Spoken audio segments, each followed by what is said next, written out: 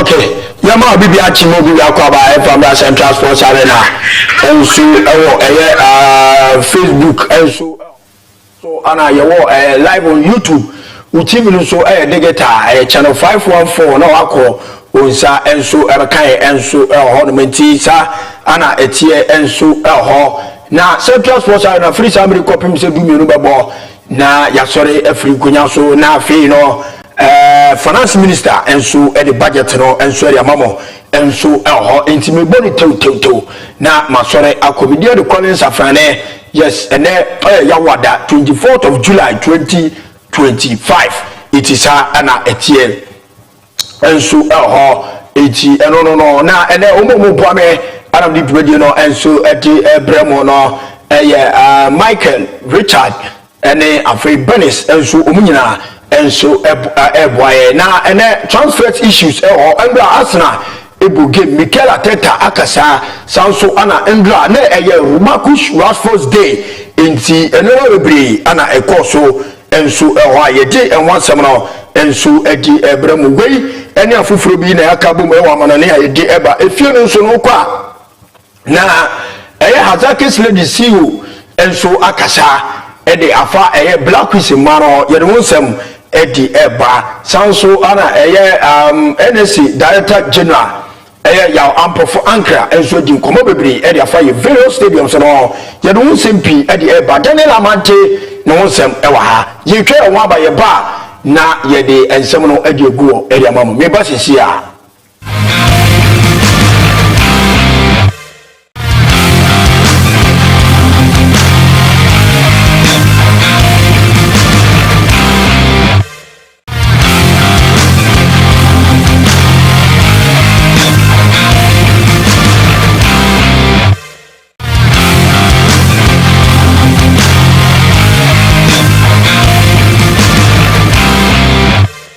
eba oye gwema ntomu a wo TV stations bebre ho mototo ase obia momoze no hwe Costa TV na me ayadom Costa TV so ye ko digital na chede bibia wo bia e wotuma hwe nsem bia beda TV a was baba nchichim bia ehia bia so was baba na nji sam bia so a mo waso ate na wo so etumi hu de obo edwuma was amon se eba Costa TV a na bebe papa obia ongodo hwe Costa TV.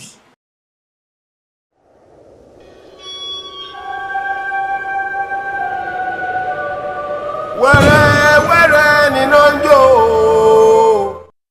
Okay, yes, I'm going to be a crowd from Central Sports Arena or Costa TV. But Facebook over now, while like watch it, with your comments and share your Twitter, kind of come on, and so at your mouth, and so on your best here, and so at the free and matches to Ga now, and no, a women's Euro semi final, and so to Ghana, and we are saying the Korea, Germany, and so any Spain, a boy, now give no a boy, I could do extra time on my wall, and I tell now Bon Marty, and so a shake and so Edma Spain into Spain and England and I could find out yet once now and so at Abramo and so it will show so now move on in term no more Facebook or mobile like watch and with your comment and so that to AC Milan any a year Tima Nidia a year Arsenal and so ebo oyankufa kensie and so our Singapore na ewono ana game no enra Bukayo Saka enya one goal no mu ye no omo se omo bo penalties into omo penalties no ana AC Milan ewini 5 on penalties na enra after omo ye no Arsenal for no omo trophy na enra after the game Mikel Arteta edisem to dra edifa Bukayo Saka o ka brand performance kakra yenko na yenko Mikel Arteta ensema okan edifa Bukayo Saka with the performance, especially with the attitude, the quality, the domination that we showed throughout the game, obviously to win as well. And regarding the individuals, a lot of them show that they are already at a really good level. Bukayo is one of them. We have pushed him through the summer as well to catch up a lot of things that he had to give himself the best chance to exploit his qualities, where are better and more highlighted and with more impact every time physically is at the highest level.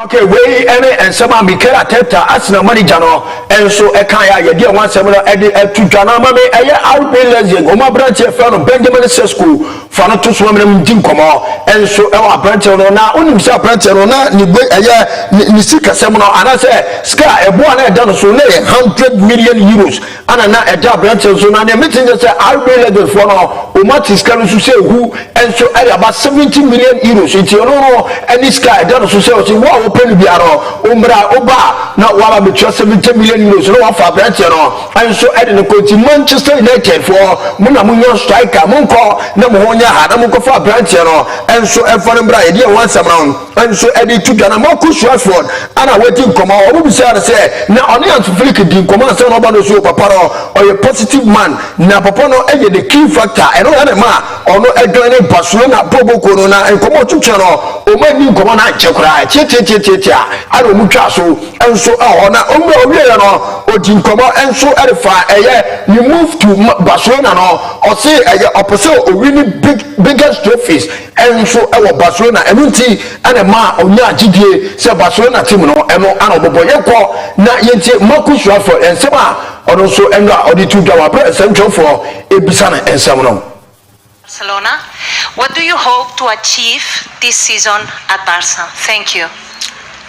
It's simple, you know. I want to win the biggest trophies, and I feel like Barcelona, the club, is obviously a huge club in the football world. So it's the perfect place to go and win the biggest trophies. And you see with the team last season, they have a very young team, ambitious team, and you know I want to come here and add my qualities, my personality, and try to improve the team and help them win.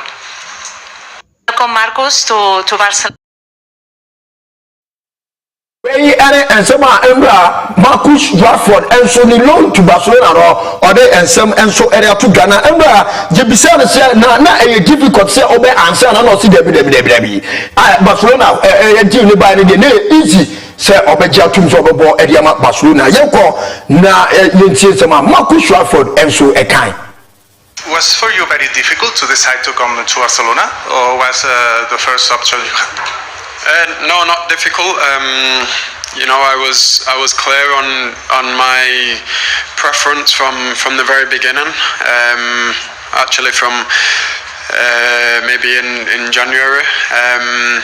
But you know, it didn't work out in January, so I went to Aston Villa. I enjoyed a good period there. I enjoy myself a lot, and I'm very grateful for the opportunity to play there. And yeah, the summer come around quickly, and again was time to make another decision. But no, my choice was easy. You know, I feel like you know, one is a family club, something I am used to from you know my past, and yeah, it feels like it feels like home. So you know, I feel like I've made the right decision, and I am just excited to you know get going, and I'm eager to play the first game, and you know to play in front of the fans, to play for this football club. It's a special moment for me. So yeah, you know, I'm ready to get going. Wey enso ere ensem a Marcus Rashford enso ere to dwa ye dey e wan sem no enso ere amamo na embra oso to aso ye bisa ne se na Lamine Yamal uni ni mbo border unshi uni ni anya u teammate no no afi na we ni teammate na akoda no uni se no se akoda no uni mbo pa akoda no ekura talent bi amasa ano den yenti sem a oye Marcus Rashford e kan ere fa eye Lamine Yamal ho. Albert Hernández from Televisión Española. I want to ask you what means for you to play with Lamine Yamal.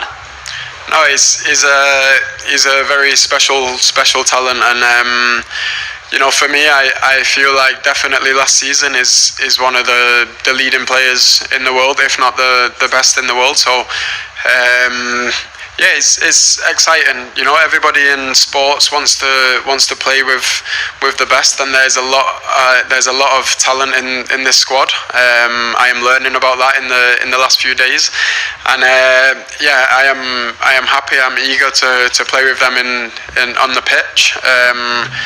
and yeah, maybe I can help them, and they can for sure help me. So it's going to be good. It's going to be exciting.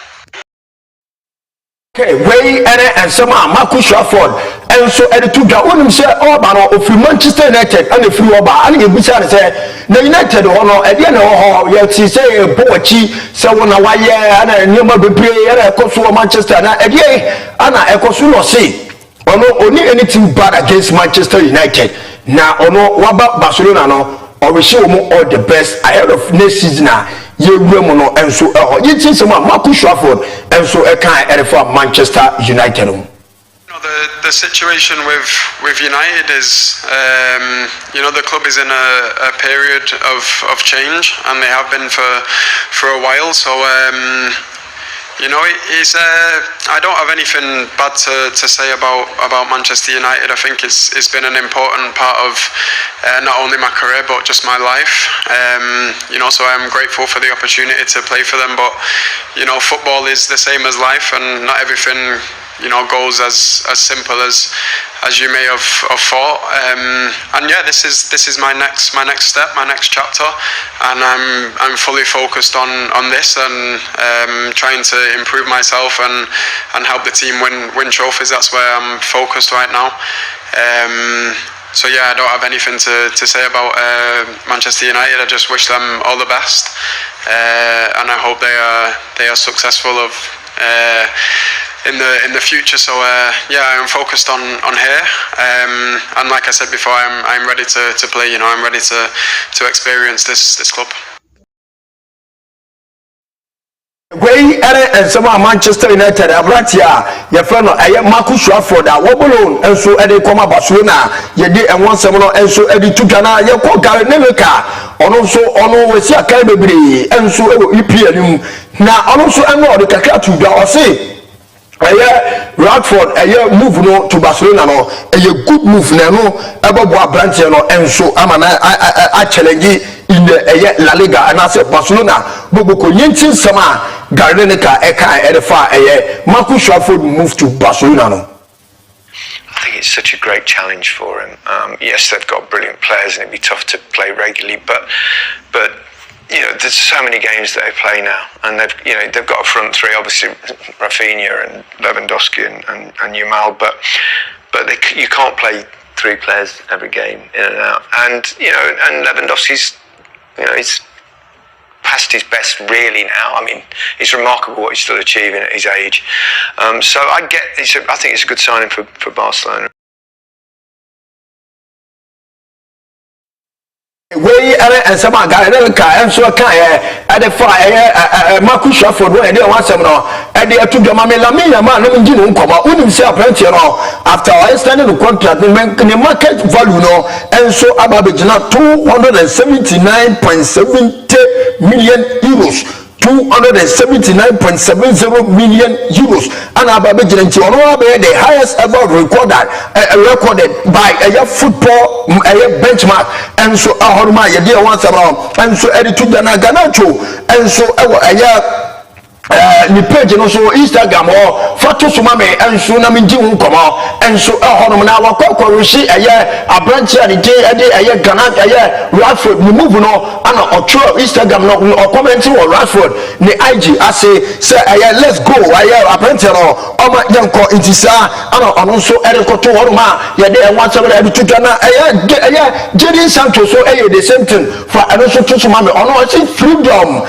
Ana ode emojis kika ho enso ahoroma ye dey wan sabra enso edi tudana Barcelona technical team no Mame Radford wabra okoyera training no oje no ana mo say Barcelona technical team mo so many Japan team trainer or your physical condition matter akra no Moses no was so pa into mo branch no enso abaso ye dey wan sabra enso edi tuda mame akanka no glo unim say Inter Milan ebo Champions League final ni we ya PSG che mu enum no ana oni Lautaro Martinez masa we kan na we aka ana Lautaro say wo unim say wonya obiadi say obobo team no free team no mo enso eko na eno ebitotwa say Fenerbahce ene Galatasaray for show interest akanka no gromo na ebra na Inter Milan for no arrive to training grounds na abranche no akan Calhanoglu okutane ka no ane ye stop no ye ni din komo bisa ne se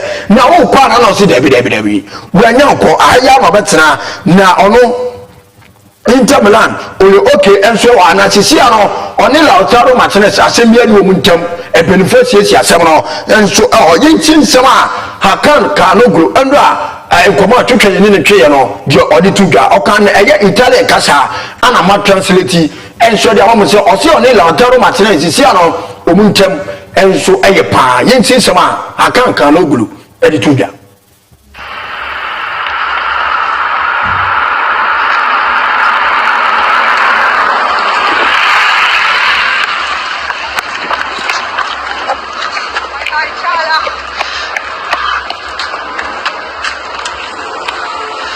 Ciao Aga. Sì, sì, grazie. Hai visto che c'è la strisciona per te? Grazie mille, gentilissimo. Resti? Parleremo. Ciao. Vediamo quando arriva il tempo. Grazie, ciao. Lo resto, prego. Grazie. Ho visto la mia, un bel messaggio è chiaro. Parlerei con Lautaro? No, ma c'è tutto a posto, abbiamo già parlato, quindi non c'è problema. Quindi quest'anno si punta a vincere tutto? Speriamo sì. Grazie. Ciao, grazie.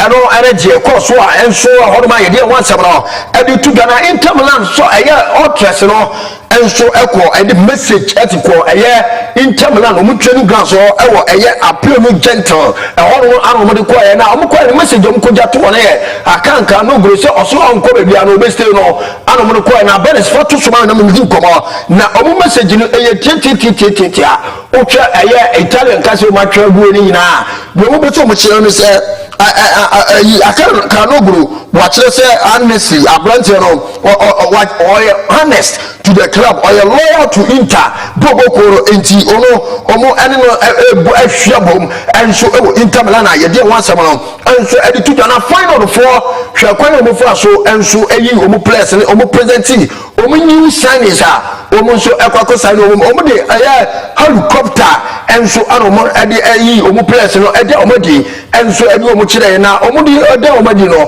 players ne ewo plane mu anomo di omo besi agopawa no so nti omo bo bi a ne was from yankwane hwe ekwan a final for efa so presenting omo new signings omo so ade omo di no wabra helicopter no landi enso omo stadium on yenhwe video dakra.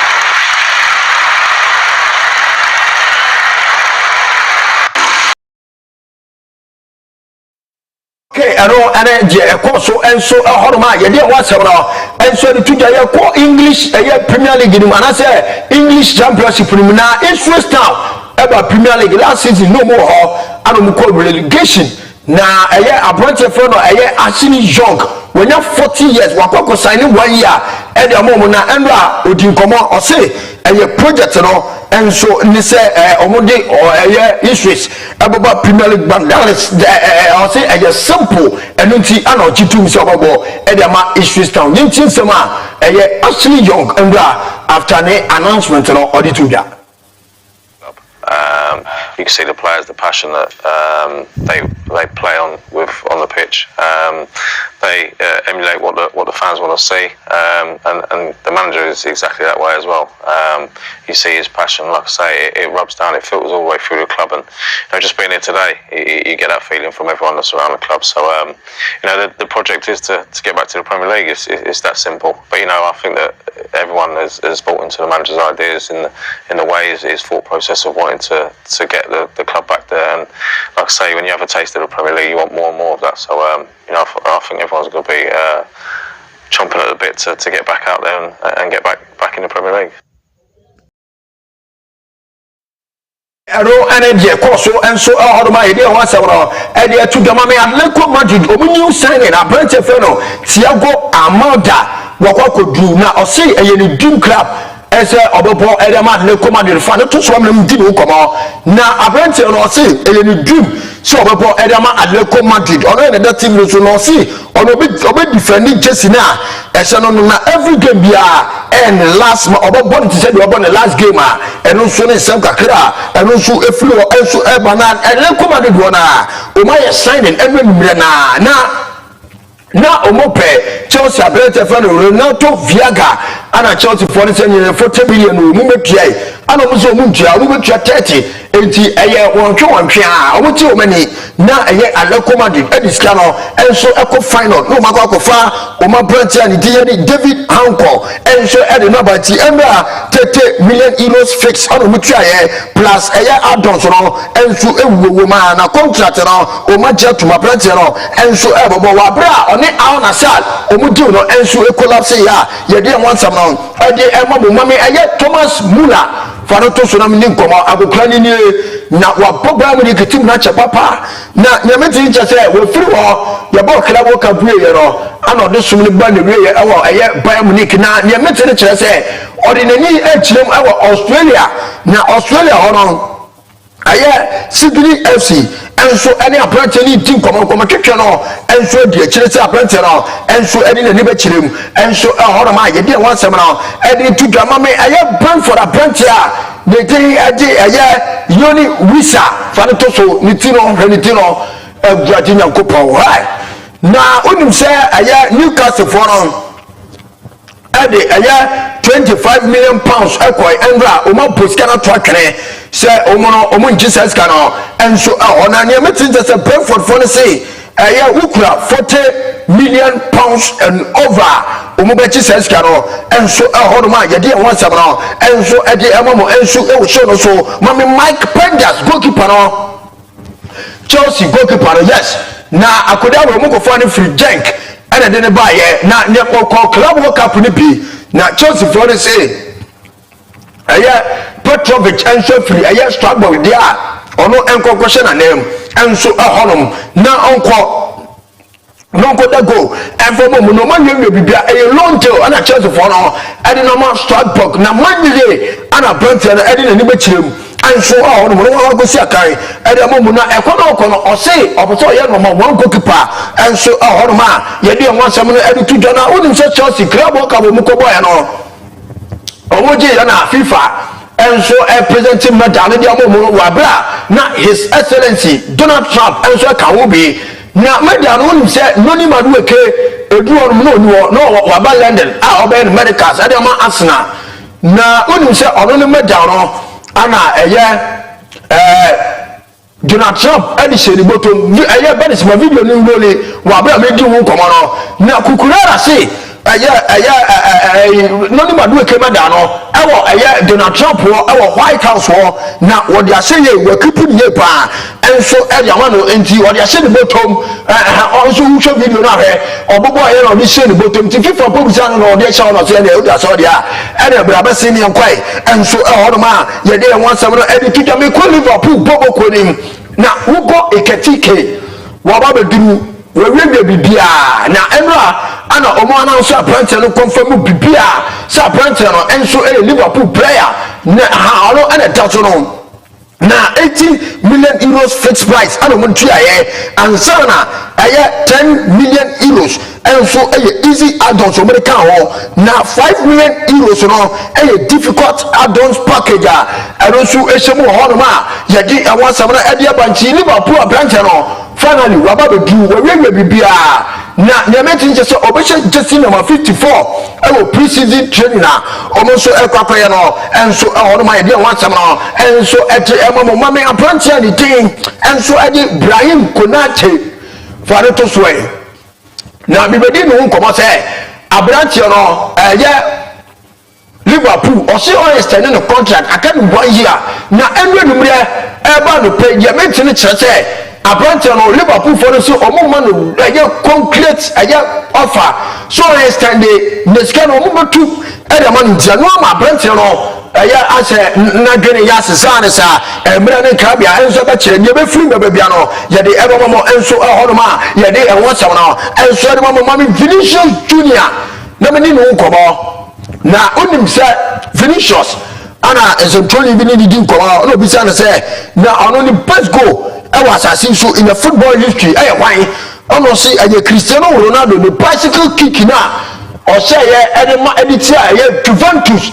wa bra na Juve any Real Madrid about Champions League final or boy bicycle kick masa go no ko pemi na picture na da so no e kwa Ronaldo fa so e dan yam e pega ball no to net no masa Vinicius go no e na fe pa enso e hono ma ye dey want now e dey to gamame Morgan Rogers say for to so na Chelsea for na wo ten apprentice no Aston Villa Chelsea for na say omo do proposal na proposal omo dey kono swap deal ono mo dey koma Aston Villa for no na swap deal tie players no say na tie Benoit Badiashile Chelsea for their shame Trevor Chalobah Chelsea for their shame ana fi Tosin Adarabioyo we defenders nko ana Chelsea ede kwa koje mufuda yede wansamre ekwanti we ane swap deal Chelsea for so mo beye ye hwe se Rogers for na Aston Villa for no anso ebeji atuma yede wansamre ede tuja na Chelsea for ne apprentice for no Jaro Hato enso agree personal terms na Chelsea for no omuso mukuro musem 40 million euros so mo betua enso de mo munchi discussion gu so enso ekoso de wansam na e de mo mame apprentice and tin e de Victor Jokeres farato so asina apprentice wa ba bedu na Jamatin tete ene ya announcement ni bibia enso ebe take place enso ahodo ma ye de wansam na enso e de etu gamame Roberto Firmino na me ni no komo obo Liverpool ado wura mo Saudi na Saudi wona abanter wo firi ho enso di nani echemo Al-Sadd e Qatar wache ya 2-year contract wasane e de omo na tima scale mutua ye no e 7 million euros ono mutua ye enso e ko fa branch na ye de enwansam no e de etudwamame Atalanta branch ye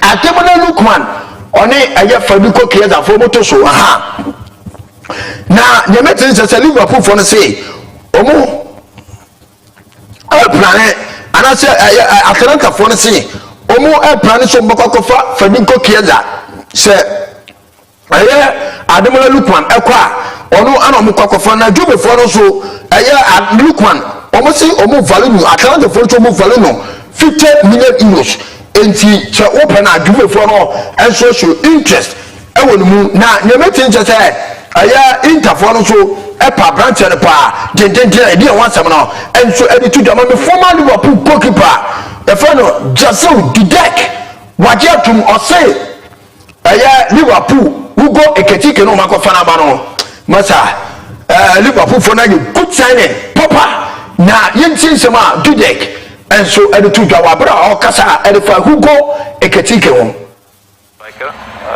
you know he can give many options. He's not a proper striker, like he's not the killer, like let's say like Lewandowski. He can even play a little bit deeper. He works for the team, you know. He can pass the ball to another player, you know. Also, if he is in better position to score the goal, I think he's a really good signing for Liverpool, and let's hope he can enjoy the season at the end of the season with the winning trophy. Way and some goalkeeper, former goalkeeper, Liverpool today, and said to Janama Gabriel at Balaho. Now, Mikel Arteta, I don't want to say I'm Premier League, you know, yɛ start amasa ɛyɛ teams bɛ ɛwɔ twene kɔnkɔn 8 to 9 clubs ana ɛbɛ Premier League title no ɔmo ɛbɛ prepare na ɛno ana gbɔdɔ hɔ sɛ ɔno asɛm a atɛtɛ ka no ɔno ne na dwene na sɛbi asɛm a wɔka no ɛyɛ nonsense ɛde ma no paa mofa nkyɛme na yɛnkyi nsɛm a agbɔdɔ hɔ ɛde kɛkaeɛ ɛde to ɛyɛ Mikel Arteta asɛm a ɔkaeɛ sɛ 9 teams ana ɛbɛ Premier League title no agbɔdɔ hɔ sɛ ɔno Arteta ɛyɛ sometimes ɔkasa a wohu deɛ ha no yɛnkyi nsɛm a Gabriel agbɔdɔ hɔ ɛkae. Let's not listen to some of the waffle that comes out of Mikel's mouth, because he does like to make excuses quickly. Do you know what I mean? It's obviously Manchester City, the squad that they've built now, new players coming in. Liverpool, even if they didn't buy anyone, the squad they had from last year. Arsenal and Chelsea. That's it. You're putting Chelsea as realistic title contenders. They have to be, mate. Okay. Whenever I put on my Twitter, they're signing a new player. Yeah. It's Simmons, it's a centre half from Ajax now. It's how many players do they want? So can Chelsea just keep buying all these players and spending all this money? But top four's good for them. It's a project. Don't get me started, please. No, you're right. Pressure has to be put on them and Enzo now to actually be in the title race. Okay, so what's Arteta doing here then? Is it an already built-in excuse that this isn't just a challenge of Liverpool and City, but there's a challenge now of so many other teams that we're all going to take points off each other? But I think he's talking absolute nonsense, because for one, you have to look at, have Aston Villa brought a player? No. Have Newcastle Elanga? That's it. Trying to hold on for their lives for Isak to stay. So Spurs, they've signed who? Kudus. Okay, so poor last season. They're not going to jump from nearly getting relegated to going into winning a title. Okay, who else? So who's he talking about then? Let's do this. Let's just play a bit of a game here. If we do the 8 plus Arsenal. Okay. So let's Arsenal, Liverpool, City, Chelsea, Newcastle. Newcastle Villa. He must be talking about Newcastle Villa. 2 big clubs. Villa. That's 6. That's 6. Spurs. He must be. Can't be talking about Spurs. He must be. Who else? Spurs finished what 15th? Exactly. 15th or 16th last season. I don't know who he can be talking about. Because Brighton have lost players. Brighton seems to be letting everyone go. Could he be talking about United? I know we're having a laugh sometimes. What United? Could he be? Leeds. You can't just say United. What United? Manchester United. Don't make me laugh. Is he not talking about United? No way. Okay. They're still a shambles. Even though they've signed Cunha and Mbeumo, will make them a lot better. Yeah. They've got no chance. Well, maybe he is. I don't know. Maybe just because it's Manchester United, automatically you put them in there. There you go. Then that's it, isn't it? Yeah. But 1, 2, 3, 4, 5, 6. Yeah, that's it. There you lot. But he's not serious. Okay, and some Gabriel Agbao and so I can't. And I'm Douglas Luiz, and then I'm Juventus for arriving for pre-season training. Now, Kodano and so I'm a Juventus for say, oh, one and you take it disciplinary measures. And so it's on a branch of 15 no. Fiano puso filmintina oya so ten and so the moment yeah everybody to say I'm sure na empenfo and so at the asotwe and so akọ e the man ye dey one seven now and so the to Germany AC Milan omo new signing Provis Estupinan omo we bibia Abrante no anano pay omo announce deal no say Abrante no if Brighton and Hove Albion with a fee of 17.5 million euros plus 2.5 million add-ons and so she contract no or signing until 2030 and Abrante no and so signing at the moment yede e want am no and so e to Ghana Chelsea any Xavi Simons and come on eguso e koso say e club to club ni no and so atenatia omo twetwe komo and now pay ana komo twetwe na say ten say e koso and so on tiere by the close of and then you a china nyame am Friday and you weekend mu de na say bibia and so atotom and so say Xavi Simons e ba Chelsea ana oba and only and some kakra and so efri amano nsem ne on and so e ba ye de wan sem na agi atudwa and some de to so de di sefata se wote ana madiama mo no and so ono mana ye di aye emre na chi a ye ba kwa etisa and this is Central Sports Arena Costa TV on Facebook sound so ana wo digital no so no ye your channel 514 YouTube ye live and so me twa mo ba me pa e fi sam no me dia atoa so me ba tisia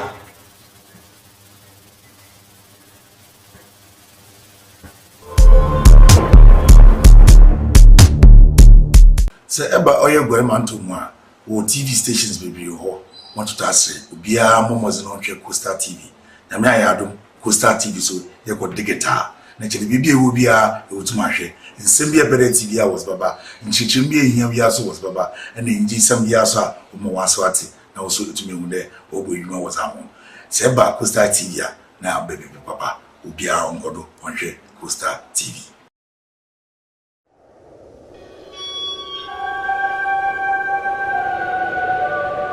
Where ni nonjo.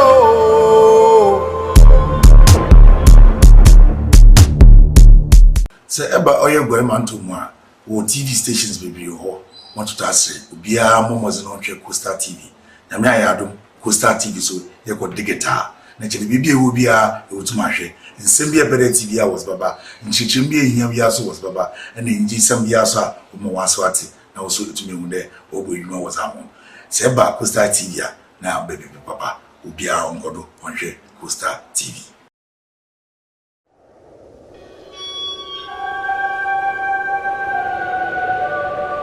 Where ni nonjo.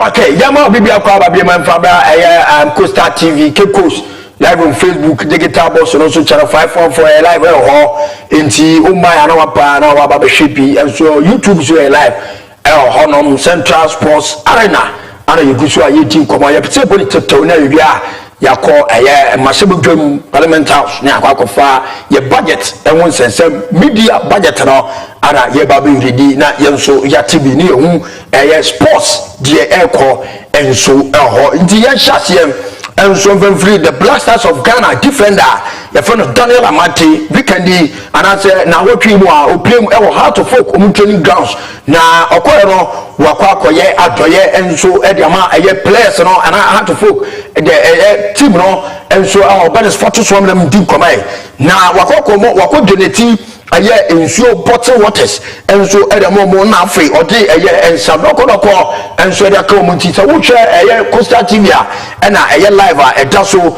enso honoma ye di ho komo enso ndisa ana enso ekọ enso honoma ye de enwasem no edi etudwa ye free kotokono ye nwuram ewo Heart of Folk na ye ne kotoko na ye ni komo onim se kotoko akwakopiem ewo South Africa na omukoye no players are omudi koye no 25 ono mudi ko piem na ebimu enso prepare inju players no ebimu ankobi na mum no mum koye no say ana eche Samba Onel ewo biwi ewo mugi sanso ana apprentice and dey Lord Amwa enso ewo Henry enso ewo mugi apprentice and dey enso Mohamed Kamara goalkeeper no owom Peter Amidu Akwa Lord had Hilary Adabo Shaibu Abubakar Joseph Amwa Philip Amo Johnson Owusu Seth Kojo Zakaria Fuseni Aziz Haruna Dari Ole goalkeeper Francis Akwa Patrick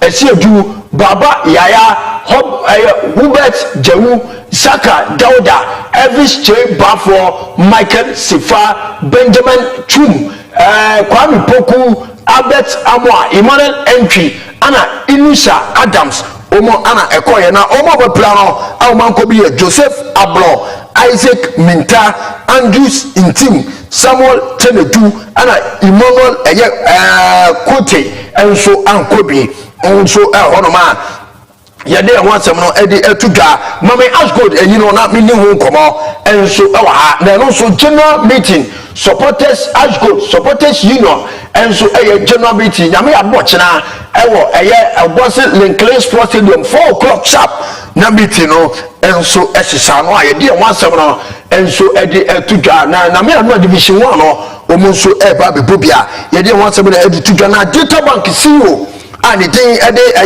opanyina Kojo ade mensa enso kasa o say Kurt Okreku administration no o ma yade pa eba na ema no football na yentin sema Kojo ade mensa editudwa. And I think it's high time this administration, I must admit, they've done very well for women's football. I think I sat here and said the same thing, that Ghana football, women football has really improved under this Kurt administration, except that dent is it with the maidens? Yes. The maidens that were, they were banned. That's a dent in the whole thing. But they have done very, very well for the Black Queens. Only that, can you imagine? They had a 9-hour, if I stand corrected, but they had a 9-hour bus journey from, I think, Rabat or wherever to their base. If it was the Black Stars, hell would have broken loose. Of course. That they were on a bus for 9 hours to their that part. So that attention bit, yeah. That part they didn't try, and I think we need to really give more attention to the women. They are doing some very, very good work out there. Okay, where and some data bank CEO Kodo Atemensa and so Ekaya na mama young ampofo Ankara na minimum kobo ono NSA General Director General ano dia to dwa say eye Ntaka tofo no omu entumi enyusu baba yara stadium no omu ntumi embo ehon yiti sema NSA Director General young ampofo Ankara edi to dwa. How wants to host the top 4 in Kumasi? Is the Kumasi Sports Stadium ready for it? At this moment, no. And we've told them, so they're aware. So are they looking at Accra? Or they haven't gotten back to you on that? We'll meet next week and see. So we will be in Kumasi next week as well to look at the situation and the reality of what must be done. The bottom line, Fifi, it's money. Yeah. It's if today there was $1 million Ghana cedis or $1 million, we could work. So, as they say, no long talk. And as simple as it sounds, that is it. That's the bottom line. We need to make sure that things are put right, So we will try and work some magic in Accra. We've done it, but it wouldn't last. So we need to do that and make sure we invest heavily. And it will happen. It's just a matter of time. But maybe we don't have the luxury of time. Okay, we and some National Sports Authority Director General and so edit to Gaya for Franca no. Now we know you be say na Accra Sports Stadium scoreboard no ada ina munso ana wa explain wa cheche mu say to kura omo enso. The Accra Sports Stadium again, because that's where it looks like everything happens. Every now and again we shut it down, do renovation, we do this. The scoreboard wing of the stadium was closed down because of some renovation works. Why has it stalled? So the basic works were attended to. What I mean the basic works, before Ghana versus Chad, there was some minor works done, some spraying of entrance and exits and drainage, washrooms, the changing rooms, extractors, the pitch itself, and some welding and metal works. But the bigger picture, or the more intense work, requires specialized treatment whereby the engineers must be on site and must do a thorough job in terms of weeks or months. And they've recommended that where we have a challenge, we shouldn't populate with spectators until they have attended to it. Right now, Fifi, what we're waiting for is the green light and for funds to be released for the works to be done. Okay, we and some National Sports Authority Director General Yawa Pofanka and so Edituga Obieno ana ose Vice Cartel nyame adoma ontumi enyusu pitch no wabra yen cover so enti eno ene nsem kakra odi tuya yinti nsem a eye opanyin no enso ekae. Vice Cartel says if you don't get the pitch cover he won't come. Oh, it's not true. So we are saying, because what Vibes Cartel wants to do, we can't do it without a pitch cover. Because if you look at the stages they mount and what his performances and the kind of artist he wants to feel at home anywhere he goes, and the setup must suit his vibe, as it were. And so we need to give him that space. We cannot restrict him. But how do we give him that space without restrictions when we haven't protected our pitch? Otherwise, I might as well write my resignation letter and 31st December, Mr. President, bye-bye. Because the pitch will be destroyed if we don't put in these measures. So, it's a challenge, but we're hoping to host Vibes. Is it Vibes Cartel? Vibes Cartel. Yeah, solid. I mean, he's selling out in Germany, in London. Yeah, It's crazy. So we want to do that. It's beyond music. Obviously, it's a whole statement, Ghana tourism, Ghana-Jamaica relations and the music renaissance and all the rest of it, the story. He says he's a born-again Rastafarian. Okay, and some NSC General Director General and so Erituga. Now you call a Black Stars former chief drama Joseph Langabed and so Kasa. Almost see okay, a corner of us who you free national team museum money the national team let you. Now Uchino Muse. Almost see I on the map place in Marijuana said then and okay, same every would you asema okay and phone or honestly, now boys they are performing, so be it. Before the theater, no. Joseph Langabed, a kind. We sit here right now. What you are saying, me myself, for the video where you talk, video, do video there. Me myself, Langabed, I don't know anything about it. What I say, I don't know anything. I don't know anything. Libido booster. I give us some libido do this. Income. Libido Jesus. I give how do you call it? Stephen Pia, Libido Jesus or marijuana. I give Ajuabedu, Kojo Asamoah, all the players when the time I'm in the national camp, when I play the drum with them, I they give me Langabed, I'm giving these people the Martins. But if I'm giving these boys things where their performance, so be it. Way and some Joseph Langabed and so a kaya, you didn't want someone to do that. Or we not say, Uncle Ford can say, or no, a supply place, and you may be substances be now, or what's a place in our camp, and no, or Chilum saying, didn't you? I go and support, I organize my boys to go and support in team. Now, the time I'm doing this thing all for you, can't you know that I'm supporting marijuana for the boys? As a matter smoke marijuana. If you like this kind of thing, I'm not the one you're supposed to ask. You're supposed to ask the players. The players I work with them. They are the people you're supposed to ask. That Baby Jet, Nkum, Ajimabedu, Laye Kissing, so many boys. I'm a boy of Accra Great Olympics during. Kabra said, do Laye Kissing God and trump them. Ask them that I'm the one who give them food, who do everything for them. Ask them that they see me doing this thing for any player. Okay, so what reason was given for your... So many allegations. Okay. So, madam, what you asking me, I know already. So many allegations. So many allegations. So you woke up just one morning and you were told you were no more. No. Your services were not needed. Yeah, man. Yeah, man. Yeah, man. Just. Okay, and some Joseph Langabed every two guy. Now, as I can say this, almost see you. The friend of Madam Evelyn is yesterday. On say a black person mano, women's half corner, Yanni South Africa boy, almost two. Now, the CM say third place, no, you know, when you question or say, great. A challenge at the moment say you best South Africa into your call for revenge. You see some Madam Evelyn in Sasari a kind. I feel that we have to be third. I mean, we should beat South Africa. We have to go for revenge. And when it says that we do our things well, we'll be able to match them.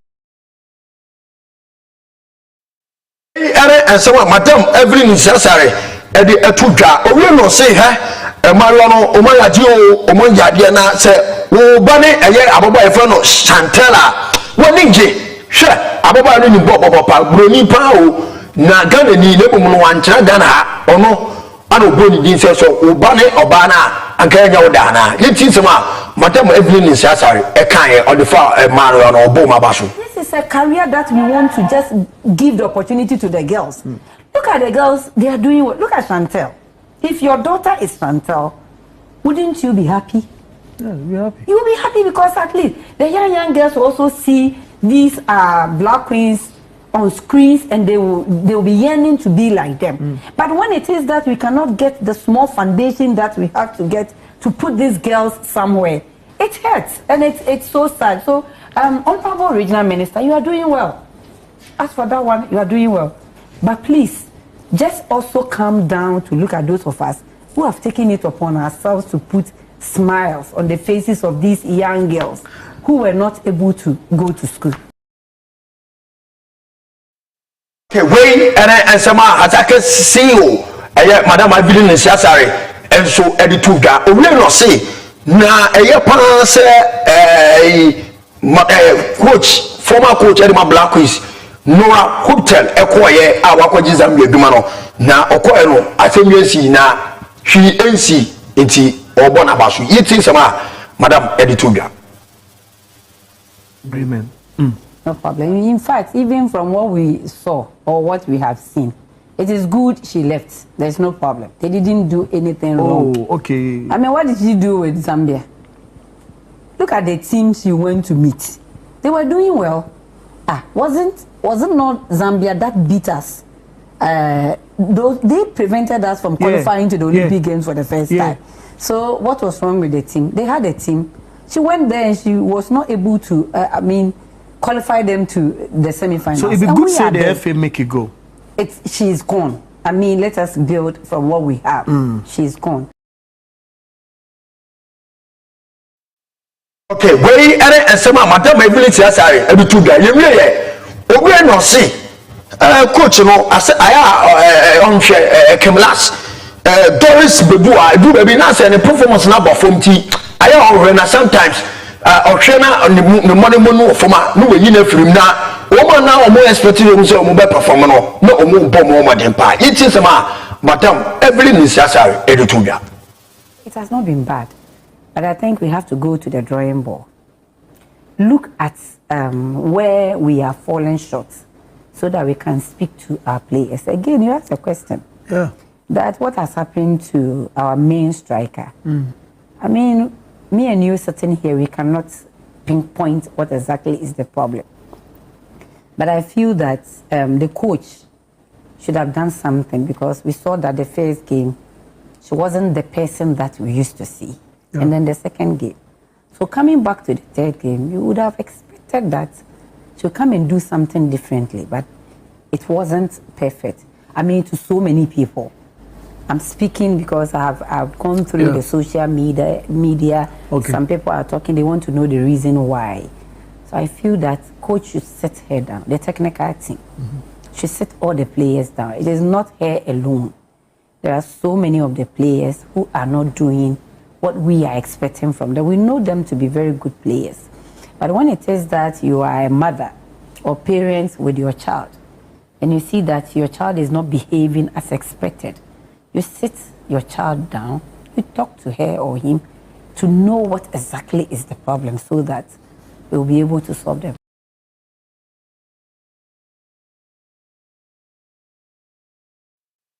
And so Madam Evelyn Sassari, Edituga. Now, lastly, our Madam Evelyn Sassari, Nasue, or say, this is the time, or say, a member no see can I the moment. Your man in the same thing, that is Black Stars. Skeno Majino, or say a year equally to a year Black Chrisimano. Say if say a year equal bar, at least half of the Black Stars Sikano, or say a new half, it will call a minor or yet Madam Evelyn Sassari, Edituga. 120 minutes and 2 days. He also playing again 120 minutes. I mean, they are human beings and they are women. Yeah, okay? It is in Ghana, it is only in Ghana that people feel that men are playing 90 minutes and women are playing 60 minutes. That's the reason why there is this disparities in terms of winning bonuses and the rest. It's the same 90 minutes. It's the same 120. It's the same penalty. So for Christ's sake, I feel that the handlers of our national teams, I'm speaking to the ministry, it is time. I mean, we do well to at least whatever we are giving to the men, even if it is not equally, at least half of what the men are getting to the women, it wouldn't be bad. You see, today I've seen that you look at people and their faces are not good because We wanted to play finals with our neighbors, and it didn't materialize. We are sad. So we should push these women to be able to take us far. Good.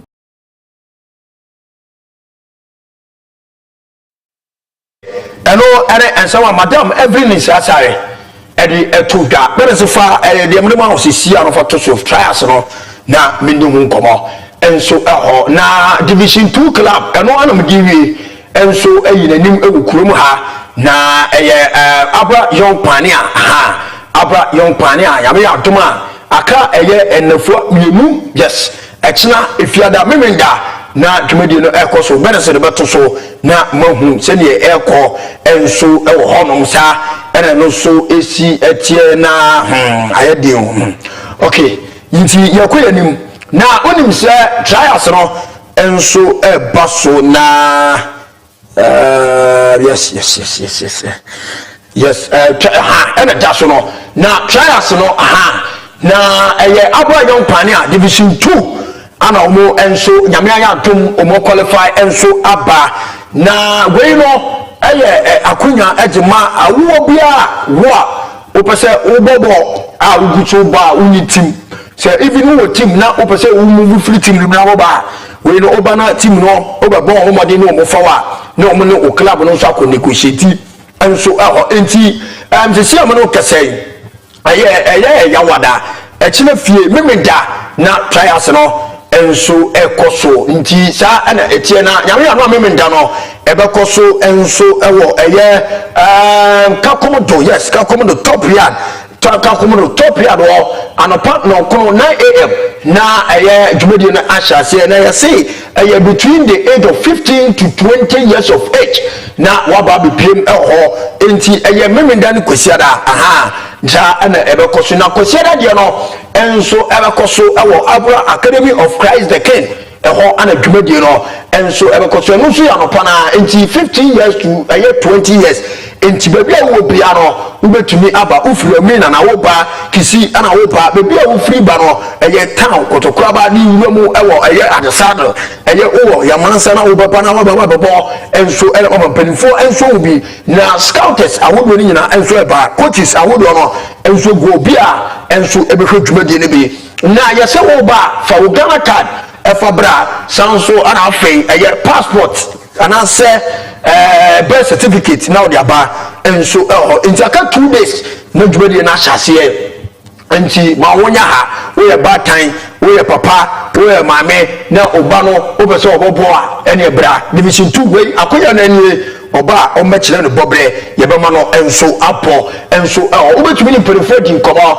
0591 420509 0591 420509 ana 0505 392074 0505 392074 na Olympic enso edi enkomo na Facebook wono Haruna yes or say big ups my man Afrani Collins Haruna mehu pa ya mishira enso or say I trust you no they can home but Joseph Amani yes incentive enso monitor show no enso na George Emisa yes DJ Bomopoda Bomopoda or say bra Afrani Collins nie June okay Bompoda wo so be frame na wiki mu nyina wo so be frame ntonka na masika no mra sika na wo so de mama no emaye ebe asew misropa masika no mra nti de Bompoda enso monitor show no efri ankafo ana edi ebre 21 minutes past 11 Ben's family birthday man not to so mama yes na bindi no komo papa we dey a positive man yes me ni no komo na yes Haruna say trials no also no over 24 years old obetumi aba na wo dey bra yes bra Haruna obetumi aba nti ekwada obetumi aba na mamenchia Mr. Afo yes Mr. Kuku Abeku Afo and so US of A ana afi ono ene ye pioneer for omu eye CEO yes CEO yeah chief executive officer ana afi Hussein Mensa Otabel ana Hussein Otabel Mensa ono so eye club no eye team manager as eye coach so ono a ene gine eye club owner so yenche mu ena no panyame anu ochina obeba na ya one-on-one interview about eye trials na ebe kosono so na chairman Haruna, yes, Haruna chairman, yes, chairman of the club, supporters chairman no obo duma papa duma ana obo, yes. And so ono menti Haruna mechia assalamu alaikum obi awobian picture na so no, yes, mama hubi, yes, picture na so no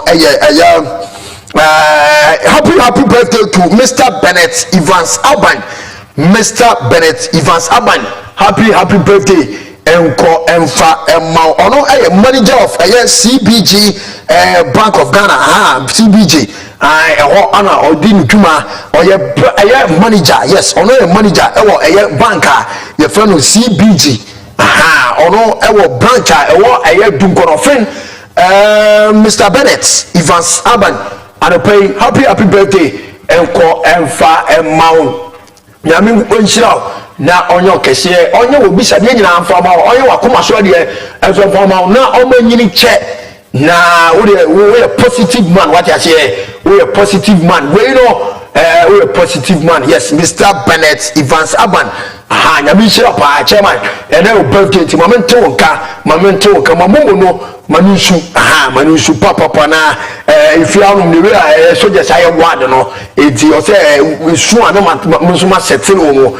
eti yefa cash Costa TV video so na ye so happy birthday enko emfa emao enso waduma no nyame entretiri mu fama pa na bibia enkoyi nyame hira we positive man, yes, positive one Thursday the chairman mamomo no enso mamomo no so enti baba ya so bebe obi ano mechia wo soroko enso enti sa ana etemedie do college afana medisi na ya dwedie no enkai na to aso nemo no yebeko na yakokofa minister of finance, yes, honorable Ato Forsen enso be read the Ghana budget e de amaye enti munye maso ntie bi ye de football aspect no and your football is akom from January to July mid-year and already area my enti what we daje ebe show program on Facebook no nyame nhira na onyo kese o se wadaje credit ebe hwe nyame nhira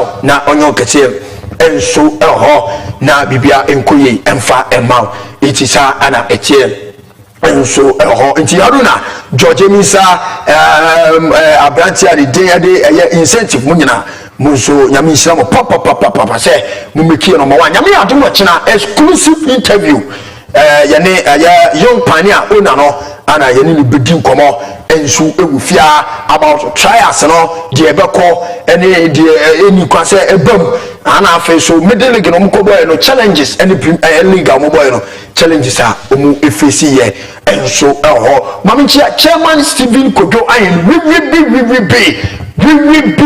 yes ono NPP Cape Coast North constituency chairman, yes, ono chairman Stephen Kojo ayen una no afa we o say ya we chairman nyame shira papa no onyo kese na de odima me no I ma chairman aso bia so enti no na momi so asuja momi hu to no enti chairman enkomo na me di ye na wa wonim wo de me judi enti chairman no wa asuja em na woni frame anopa no woni me di nkomo one-on-one exclusive interview one-on-one woni me one-on-one meeting enti sa ana enti chairman and pay me chia pa ediba Costa television so eti chairman also bobo hona ubani edi nkomo e wo kasa fidie no so eti sa ana eti ebidisi na dwumade nka na to aso nemo exactly 12 o'clock budget no ye be video ye be fan live on Costa TV, live on Facebook ni nyina ye be fan live eti wo fia